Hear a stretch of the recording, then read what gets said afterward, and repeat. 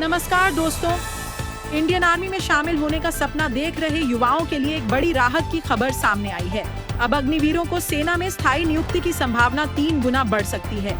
जहां पहले 100 में से सिर्फ 25 को ही पक्की नौकरी मिलती थी, अब यह आंकड़ा 75 तक पहुंच सकता है।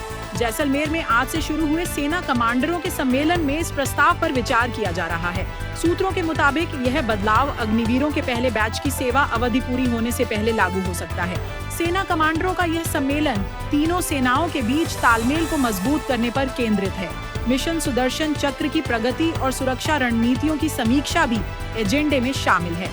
अग्निवीरों की रिटेंशन दर बढ़ाने का प्रस्ताव इस बैठक का सबसे अहम मुद्दा माना जा रहा है। मई में हुए ऑपरेशन सिंदूर के बाद यह पहला उच्च स्तरीय सैन्य सम्मेलन है।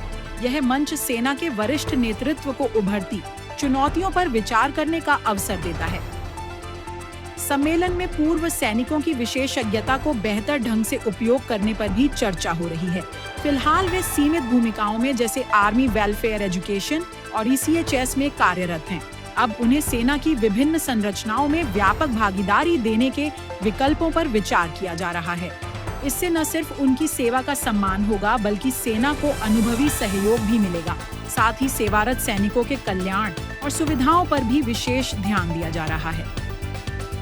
अग्निवीर योजना के तहत पहला बैच अगले साल 4 साल की सेवा पूरी करेगा। ऐसे में रिटेंशन रेट बढ़ाने का फैसला लाखों युवाओं की उम्मीदों को नई दिशा दे सकता है।